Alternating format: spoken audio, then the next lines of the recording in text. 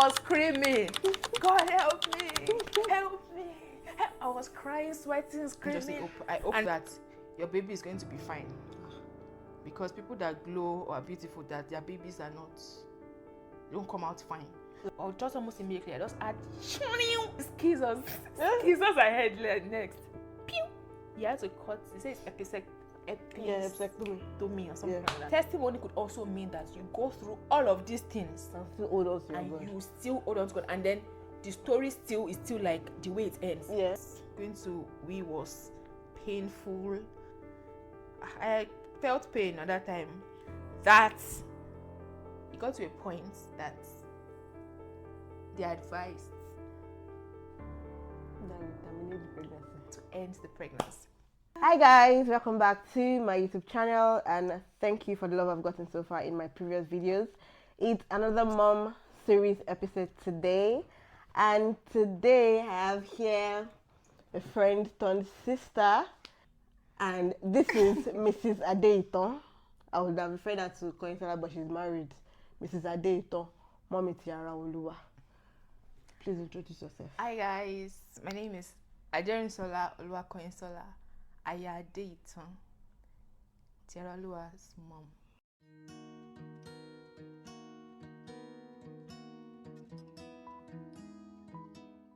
Thank you for coming to our big platform, and thank you for wanting to share your pregnancy and postpartum and motherhood experience generally. We are delighted to have you. Thanks for having me. You're welcome. So far, how has motherhood been for you? It's been a roller coaster. It's been happy, it's been joyful, it's been, I don't want to say stressful because I don't know if that's the good word, but then you have to sacrifice some things, you have to sacrifice sleep, you have to sacrifice time. It's just been a roller coaster of different emotions. Okay, did you set any expectations for yourself when you were pregnant? Or wait, even before you got pregnant, the way as this gender, the way you be dreaming that when I get pregnant I will do this, I'll do that, when I give birth to my child I'll do this, I'll do. Did you set anything like that for yourself? Like, were there things you dreamt of and they are not happening, or they were things you dreamt of and they are happening? Not exactly. I mean, I don't think there is anything maybe before getting pregnant there was nothing I thought about, like, oh, when I'm pregnant or when I give birth I will do this thing that is not happening, because I don't know. I don't think I had that thought. It's just maybe what I thought I would do. This answer I'm about to give, I don't think he aligns, but let me just give it. Yeah. So, getting pregnant and then going on my mat leave, I know I was going to go for like a year. Yeah.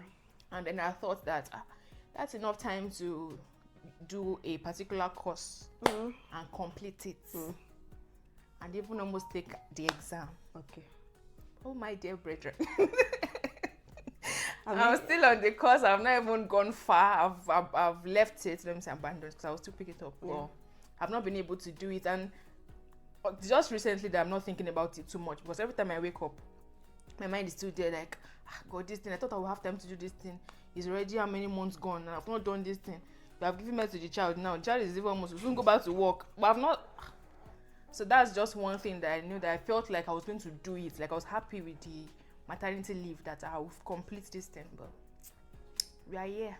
We are in another school. Take another course. Okay. When you were pregnant, or now that you've given birth, has anybody said anything to you that triggered you in a way?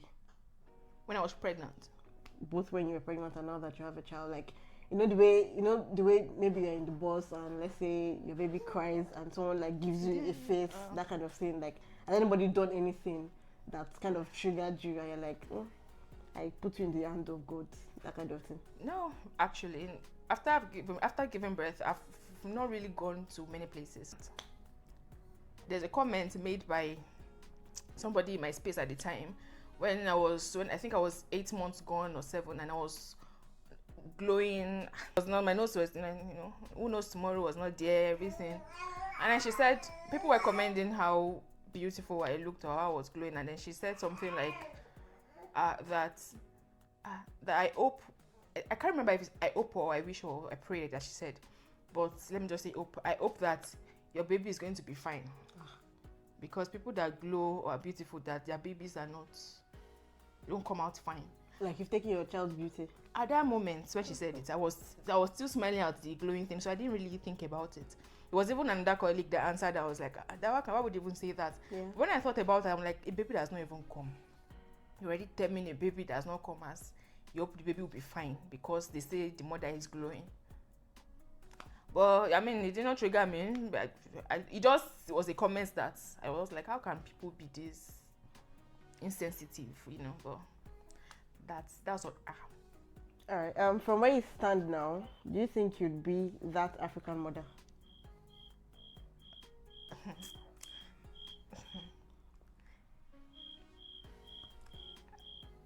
Yes. I mean, I don't even know how to answer that because even she's still very little now, and then she's saying something, and I'm like, Tara, wait, and I'm like, this girl doesn't even. Sometimes my mom will even tell me, she's saying stop, whatever. She doesn't even understand what you're saying. And this thing, but again, I now understand how your parents can worry. You know, when I'm growing up, I'll be like, oh, this thing, I know that I trust myself. Why are your parents worrying you over you about this thing? I'm like, don't you trust me? Don't you do this thing? I know why they worry. How soon do you want to have another child? Is it? We're not thinking about it. But like, what if it happens? Like, it just happens. Nothing just happens. Eh? But if it happens, what can we do? Because But let us talk the about blessing it. of the Lord. Adelayo. You know that the Bible says that children will like be around your table. Yeah. Do you not want that? Well, it doesn't have to be. It said children, not say child. It doesn't have to be Round biological. table. It doesn't have to be biological now. You can, you know, my right now I have family members, close family members that are pregnant at the moment, and we have children, and their kids are my kids. Marie raised my child. But biologically, why am I not thinking about it? One of the reasons why I do this series majorly is because while I was pregnant, I didn't see so much about. Yes, there are a lot of videos out there about C-sections, like the delivery of the child, but nobody talks about what went down in. Not a lot of people talk about what went down in, like, during pregnancy and even after you give birth, because I feel that we prepare more for giving birth and we don't prepare for after you give birth to the child, right? We don't prepare for postpartum. We are just after these cute clothes, the naming and all of that. We don't prepare for like what happens after. So now I'll be asking, what happened in your first trimester? How was your how did first trimester treat you? Was it like, were you part of those that vomited a lot? You know, they say first trimester takes out all your energy, second trimester gives it back, and third trimester like gives you a mix of everything. So how was it for you, your first trimester? My pregnancy journey was, like I said before, it was a roller coaster, because it wasn't, should I say, like every normal one, because there was the, in quotes, medical condition at the time. So it was termed a high risk pregnancy. So I cannot, sometimes when I hear other people or other mothers talk about how they felt, maybe the train up or the pain or something, or the cramp, I don't know whether what I felt was because of the pregnancy or because of the condition at that time. But the first trimester, funny enough, wasn't bad until, or didn't feel bad, because none of it was bad. But it didn't feel a lot until the 12th, 13th week. That's when I started feeling pain, you know. And then at some point it was a little, because at that time I didn't have my husband with me. Oh yeah. We're not in the same city, you know, so he used to come and go. So I had to do some of the things alone. I had to go through, and then luckily I don't think I threw up that much. I was sick that much until that pain started. And then, you know, my first trimester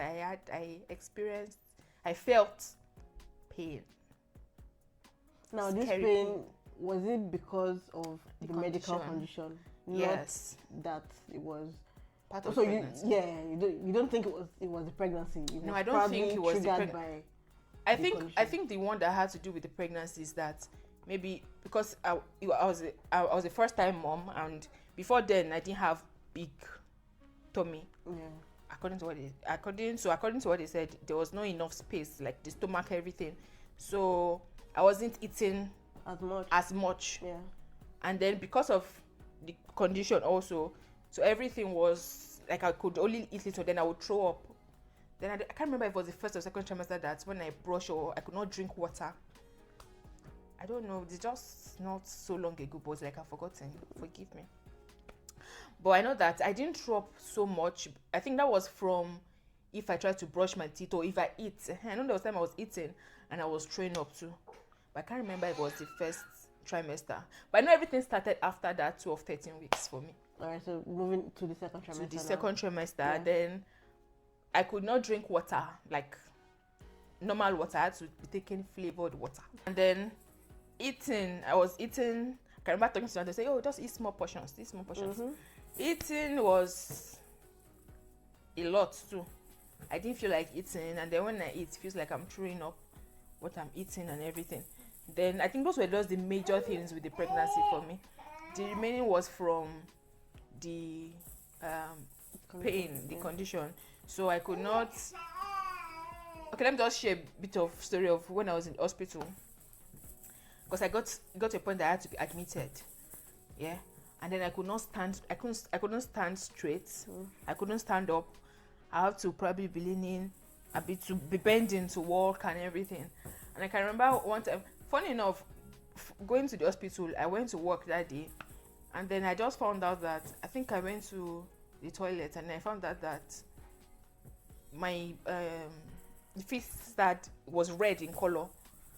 I was not bleeding anywhere. I didn't understand where it was. That was what even made me to call the maternity center, like this thing is going on and everything. And I told me to come in. Of course, here in the UK, if you are pregnant and it's one thing like this, come in. So by the time I got in, I was still waiting to be seen when I started feeling pain. Although I was already feeling pressure, but I thought it was just normal. It was getting worse. Then I started throwing up there. I didn't understand, so they had to put me on admission. Then they told me that, oh, there was this condition, do you know about them? Like, yes, but I didn't know. So I didn't know the extent to which it was at that time, so I was admitted midnight. I noticed that I wanted to probably, maybe when I tried to turn, or I wanted to go and ease myself, yes, and then trying to turn, I felt a sharp pain. So when you feel a sharp pain and say, let me not turn, let me just stay still. So when I was still, I didn't feel it. I'll try to move again, I felt it. Then I had to ring the bell to call the nurse that I want to use myself, but I'm feeling this pain, this thing. Like, don't worry, I just move the leg, just go. I just carry the leg. Pew. I returned this back. But this time, the pain I was feeling that was sharp, it now became like, before when I feel it to stop, it now went on, like there was no stop. Me, that I'm always very particular about my environment. I like to, like, make noise, everybody's around, prim and proper, just try to be, even offer to help people around, like they're sleeping, just be calling, don't make. I was screaming, God help me, help me. I was crying, sweating, screaming. And because, so in pregnancy now, they can't give you a lot of medications. Yeah. Like they can give because a lot of things happened. At that time, they would probably bring, I can use paracetamol. But then when one of them is introduce ibuprofen, but then they brought the sheets where you will read the risk and everything. So they did that. Anytime they want to give you a medication, they will tell you whether it's safe in pregnancy or you should not take that at a particular trimester and everything. But they gave a shot of morphine at that time, then gave me this gas thing that they would use in labor, saying to calm it down. It was after an hour plus, I don't know, they could not, just because it was early in the morning, it was maybe around 6. So the doctors, they've not yet started their ward round and everything. But before they came, I was better at some point. That was one pain, I know that. So after then, going to the toilet, going to wee was painful. I felt pain at that time. That it got to a point that they advised that we terminate the pregnancy. to end the pregnancy. And the doctor told me that day, I cannot forget. Actually, like 2 consultants. So they didn't tell me, they will not tell you terminate the pregnancy. They gave Advice, options. yeah. They told me the risks of going on with the pregnancy, both on my health and the health of the baby, and what can happen after delivery to the child, and even in the process of delivery, what could go wrong and everything because of the condition. And then they said that, she asked how old I was. I told her, like, you're young, you can end this one, we'll deal with this and then you'll try again and all that. And before then, I was taking tablets for anemia, iron deficiency, whatever. Taking drugs for anemia. So at that point, it was looking like a lot. I was on this one came, the pain. I wasn't prepared for the pain that I was feeling at the time, and then having to do it, like I said, my husband was not here. So he felt, in quotes, even though he was there emotionally, but he felt like I was alone. And prayers, thank you. You feel like I was alone. And then in this country that you are, no father, no mother, no brother, no sister, your friend is not in the vicinity, it's you and your God. So also before then, there's this book, Spiritual Childbirth, that I was reading, that a colleague of mine gave me before, like when it was very early in pregnancy. I started reading it even before the whole pain thing started. So I took it with me to the hospital. It was with me on the bed there and everything. And I will not lie to you, at some point, because of the pain, my faith was shaken. Like when they told me that option, I cannot believe that I thought about it, to be honest. Because I'm like, the pain. Well, you see 2 things. 1, God, and at that moment though, my husband, because he was not around. I called him and told him that, see what this person said, everything. And he told me, don't tell daddy and mommy yet, that don't worry, you will have your baby. He didn't even say our baby. So at that moment, he looked like, even though we're in this together, it's your fight. You have to stand. And I'm not sure he even knows. But when he said that, I know that, of course, don't tell your parents, because if my parents, I'm sure they love my grandchild, but I'm their child. If it comes to the child they've not seen, and the one that they have, and he's, and he wasn't sure of what they would say also. Of course, he called my dad to tell him himself. But at that moment, when he came, it's as if he had the faith for both of us at that time. So when he came, he said, you would have this baby, do this thing. And then because of the book I was reading also, so somehow, it's elevated my spirit. And then the next time the consultant will come, and she said, so you do this, and she wanted to be going back. I said, sorry, please, that she should come back. That she's leaving me. I said, yes, that she's leaving me to discuss with my husband, and then tell her. I said, no, I've made my decision now that I will go on with pregnancy. And I said, is that what you want to do? I said, okay, we will support you. Of course, that meant that I had to be going to the hospital back to back, like seeing consultants and everything. What week were you in when they brought it up to you that you needed to terminate your pregnancy? I was week 13. So it was able at that time, early, she did say that. She did say that at this point, I don't even need surgery because the baby is not yet like formed big. The baby was not big, so they would give me something, and then it would just come down and everything. But of course, we didn't pull through with that. So yeah. So was that like the major thing that happened in your second trimester? That was like the major thing, because that also defined how the entire pregnancy thing went. So how many times did you have to I know you said that you have to go to the hospital, but like is that you have to go every week? Were you admitted? Like, okay, that first time when I went on admission, I think I was there for a week plus, almost 2 weeks. Then in my 3rd trimester also, is it my 3rd? Yes, I think I was admitted also, or maybe about a week or so in my 3rd trimester. Yeah, but in between, I had to go and see. I had consultant visits Yeah. Apart from the normal, maybe glucose, 12, whatever. Yeah. I was just stuff going. I and have a all lot that. of pictures of my baby because every time I go and see the consultant, You asked she would. for it. And then in the pregnancy, I don't even know this is the part. I was still talking about third trimester because there were a lot of things that they were saying. They said I had gestational wherever this thing that was this thing. When I went back to my consultant, she said she did not see anything. That is normal. I said okay. When they did autism, 21 weeks, auto something. NT, whatever they were doing, that they will check the thick line on the paper. Yeah. They said there was the 1 in 5 chance of baby doing this thing. I have to go back for another one. I'm like, what's all this? I went back. I told my consultant. She checked. She was like, she did not see anything. So everything they just say in the normal this thing. At some point they said my amniotic fluid was more than it should be. A lot, and that was a risk to the pregnancy. When I went to the said, it's just fine. So everything that they're just seeing and everything, my consultant was not seeing it and it was not there by the time I go and check again. So to check the sex, so my baby did not agree. She did not.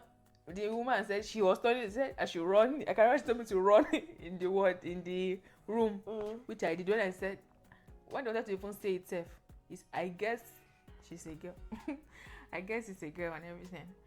So yeah. Now in your third trimester, how were you able to cope? Because in third trimester, your baby grows more and all that. Your tummy becomes very tight and all those. How did you cope in that third trimester with the size of the baby and with the condition? I think the condition heightened anything that could have been.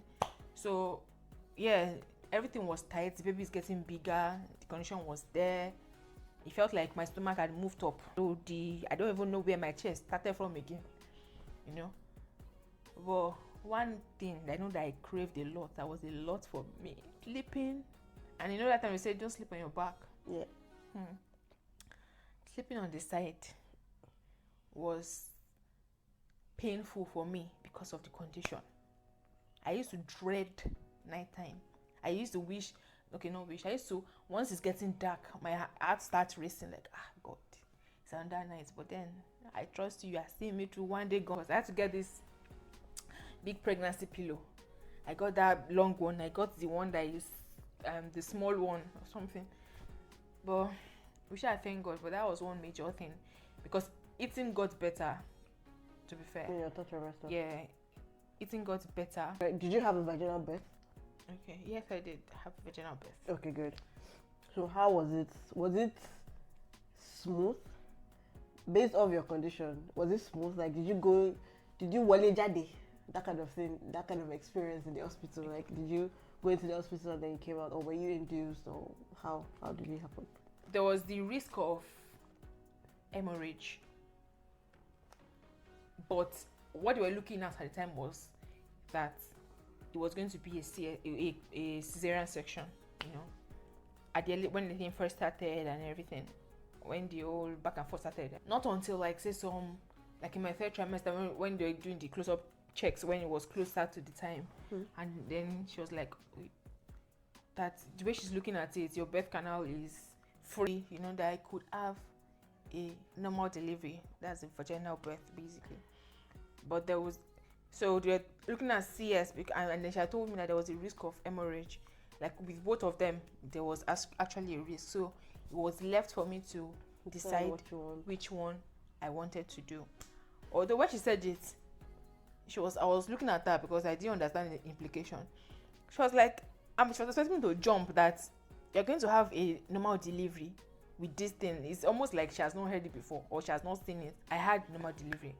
But before then, I had to be induced because they said that, according to their charts, like the baby was growing, but then it didn't feel like she was growing as much as she should. Okay. So they had to induce me. See, there are two things I feel like this pregnancy that they did not prepare me for. Delivery and breastfeeding. Though nobody prepares for anything, no. You can read books and everything, but then the experience is the experience. Let me say it like that. So yeah, they put in one pessary thing, and they said after that there's one balloon thing, and so many things. Well, in everything, the most painful thing for me. It was not painful, but rather it was uncomfortable. Was the VE, the vaginal examination. So they had to do that, and then after then they will now break the water and everything, and then labor will start. When they first put it in, they said it should stay for 24 hours. Yeah. In the 11th, 12th hour, I told them to please. In the name. No. After 24 hours, I think they did it. I was thinking, there's no hour, because I was what was that? Contracting. I was thinking, the thing, I would have the head would be there already. When they came, they say it's not yet one. I say, you say they should remove it. I cannot continue with it anymore. That time it was already on Sunday. So they told me that the way it is, that means I would have to do CS the next day, because once you start induction, you cannot say stop and go. The baby's not there. They have to bring the child out. Yeah. Once the water, But the water had not even been out that time. And I said they should check that it feels like this contraction is a lot. So by the time they checked, it was like 3 centimeters or something. So at that time they can break the water, which they did. And then at that time I was already in the delivery room. I already told them that I had the birth plan, the song to play. You know me, everything gay. I already played my song. My husband was there. My mother was there. I was even still joking with him. I was telling him, sure, you go and see what they are doing. My husband stood on my head. He was saying, no, it's gonna be praying there. My mother was the one going about. So I was still joking until they said, okay, I had an epidural. Okay. Because they said that with that pain or the old vaginal thing, that in delivery they'll be doing a lot of that. Yeah. So if I can't take it, that let me just do it. So I said yes. So I had an epidural. So when the time came, they said once I feel the contraction, once I was fully dilated, when I feel the contraction, that's when I should push. Because if I don't push, I could have a tear or something. So and then I was on monitor too, so I could see the baby's heartbeat. And let me just say that in the process from induction, this thing at some point, the reason why they removed the first time, because the baby's heartbeat was dropping at some point. Was dropping at some point, so they removed it and all that. So when I was in there, when it was stable and I was in there, and then the thing started and I pushed. So at that time, the way I was feeling, I don't think it was pain. Rather, of course I was on an epidural, but then it was still feeling uncomfortable. I could still feel the pressure, but not the pain. I don't know if you know what I'm saying. It felt like when you, at some point, started feeling like when you want to go to the toilet and your poo is very hard. But this time it's as if it's just resting at the entrance and it's not going. And I'm like, can you put it in on pink out? One of them. Just do something like that kind of discomfort. So it was there. They will say, when I say push, I say, oh, you're doing well, you're doing good, well done, I can see this and this and before when you come back and the set has come back inside. So they had to put one had to put his hand inside to hold this down. They said they want to the head could come out. To hold the entrance of the vagina. I'm not scaring anybody, but to hold the place down so that the air can come out, or so that something can widen up, something. Then at some point they said that they were going to use that forceps or something, maybe assisted or so they're already aligning that thing. And when I saw the thing, I said, no, baby, throughout this pregnancy you've been defiling on all odds. This one you will defile it again. You have to come out. You're not going to use fork to bring your head out or something. Before they finish arranging the thing, before then I checked the monitor and I was getting tired. I saw the monitor and I saw that the baby's heartbeat was dropping. And I remember the midwife said that she's going to press the bell now, and then she's going to see a lot of doctors rushing. I'm going to see a lot of doctors rushing. That should not be afraid. I just want to come and check what's going on. So it happened like twice. Immediately pressed it, like 10 of them came in. And none of them knew what to do. They were already checking. I'm like, were they standing outside? Where they come from? They like 2 different times. Like, don't worry, you see. Because if it was worse, if whatever they checked was worse, then they could probably do emergency CS and everything. But we're still good to go, you know. And I just head out. No, before head out, I'm sorry. The one that I forgot to say, or just almost immediately, I just had the doctor scissors. Was that your skin? But there you okay. Scissors I had next. Pew. He had to cut. He says episectomy or something like that. My God. And I had head out. I saw the head. She had a cord around her neck, so they removed that. And they brought that to me. I forgot that something is happening down there as they were stitching and everything. But I cannot forget the feel of that scissors, because even though I was on clean, I could hear like your new scissors is great, is cutting material.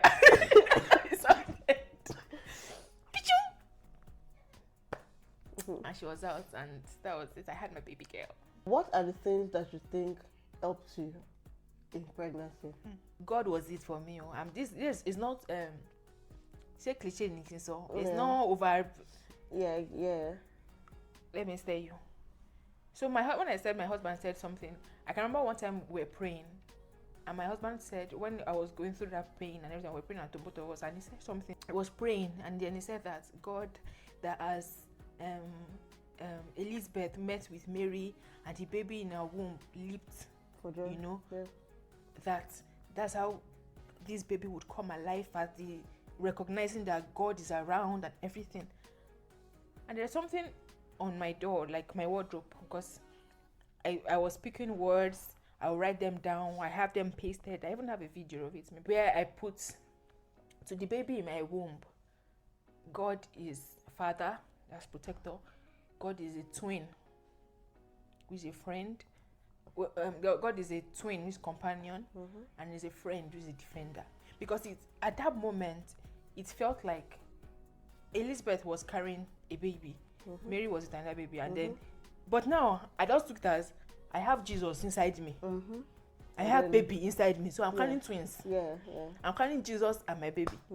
So whatever they want to say, God, nothing can see that girl there, protect her for me, as in that kind of a thing. And that thing strength. So when they say this thing, even if the flesh part of me will still feel like, hey God. I can remember in my third trimester, sometimes in the evenings I would take a walk to, there's a park not far from there, and I'll just walk around and pray, just declare words and say, God help me. Most times say what I can even mutter is, God help me. God help, because sometimes the pain, yes, I felt the pain, yes, and everything. So my husband was there, prayer was there, because when they probably said that thing of terminating the pregnancy, I can remember there was a nurse that was standing there. She's a believer also. When the consultant left, she said, "You are a Christian," because she had seen the book on my bed, and she said, "Just hold on to the faith that you know." Basically, hold on to what you know. Hold on to that God. Talk to Him, and everything. And I will be talking to God. I say, God, you would help me say on this thing. And then God was faithful. I had normal delivery. I had my baby is finer than me, even though I glowed in pregnancy. You know, everything that you just said was going to go wrong was, they happened. Their fears did not happen. Yeah. And then my husband was 2 different times when his words hit me. Yeah. And then there's one word that stuck, was Isaiah 41:10, that says, to paraphrase that, do not fear anything, I am with you, do not be afraid, I am your God. You know, I will strengthen you, be assured I would help you. And it says, I will hold you, your hand, with my righteous right hand. And there was we had Pastor Shintok Ishaku in my church some time ago, and then he gave an analogy and said that if you are in love with somebody, like say there's a couple, and girl, you are in love with this person, you have been dating for a while, you two of you are in love with each other, and the person puts a blindfold on your eyes and says, and holds your hand and say, let's go. You will not be out that. Would you be afraid to go? No.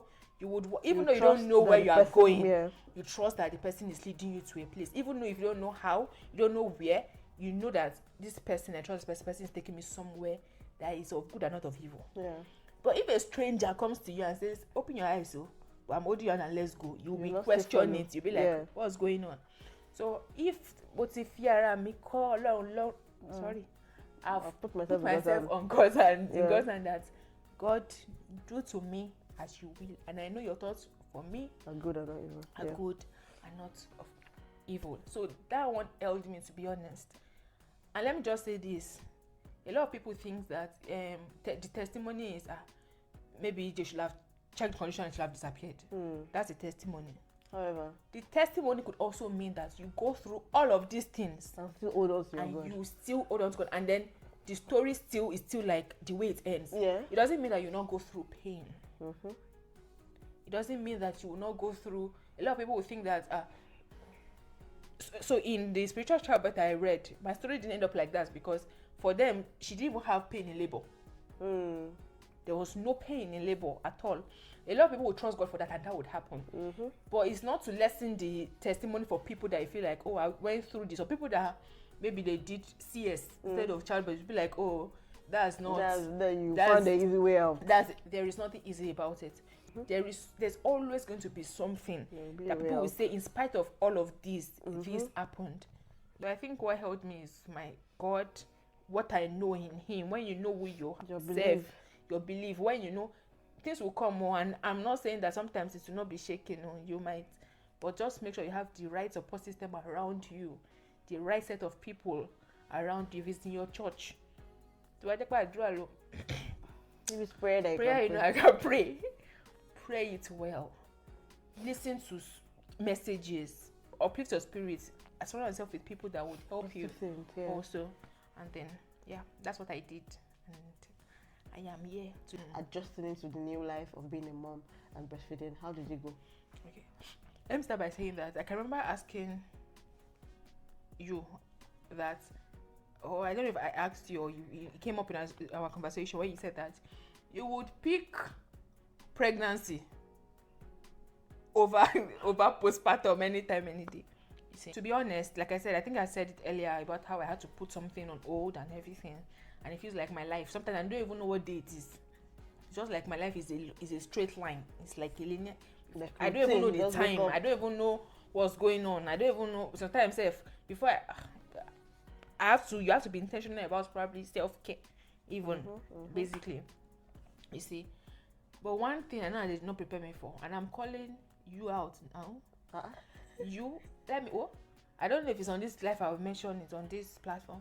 All my friends that they're like, yo, sugar, blessing, Kemi, all of you, Cordelia, all of you that I know have given birth, that will come and carry, that will put tripod, that don't talk about breastfeeding. God knows the number of your house.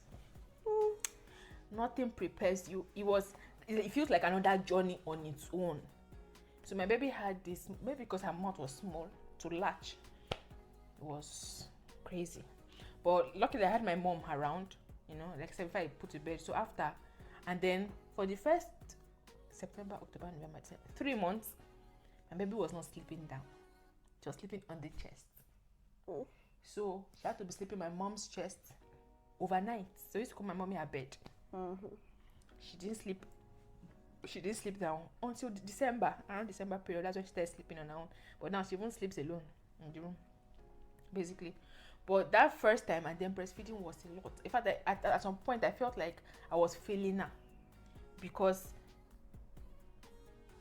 she was not latching well. At that time, I was not producing enough milk. I was scared to give my baby formula. I said I don't want to give. Of course, the breast milk is this thing. Breast milk is this thing. She was having everything I could produce, but then because she was not able to latch, then I had to start pumping every time. So I kept pumping. I'll be pumping every 2, 3. As a matter of fact, until this now that she's starting to have introduced solids, I pumped every day, every 3 hours. Take a flower. Of course, at some point, maybe once or twice. At some point, I'm saying before the 6 months. Because when our stomach started getting bigger, let's say I pump, and then I was pumping like say 120 or something. It was not enough for her again, or 90. So she had little top-ups of the first infant, not formula. There's this first infant milk. There's the breast substitute. The SMA Pro, that's the one I gave. That's the one they also gave her in the hospital when I had her. Person just let me not lie to you, but to the glory of God, she's on breast milk. exclusive, but expressing. Yeah. So breastfeeding was this thing. Every other thing, to be honest, I feel like I would, maybe because of the pain I felt during pregnancy. Yeah. I feel like I would pick postpartum over pregnancy. There was the healing process where your stomach is trying to come back and you're feeling, so for that part, so I didn't know whether it was the condition or, but then I was feeling pain in my stomach. And then my mom, even I didn't do CS to stand at some point, but to God be the glory, I'm yummy at the moment. Thank you so much for watching. If you watched up until this point, thank you so much. Please don't forget to like, don't forget to share. Like I'm a share. There's somebody in your timeline, I be in your contact that needs to hear this. You don't know, but you put it on the status first. You That's find the out. advice I have for people. Yeah, you see. So make sure you share, and if you've not subscribed, please subscribe. And see you guys in my next video. Bye.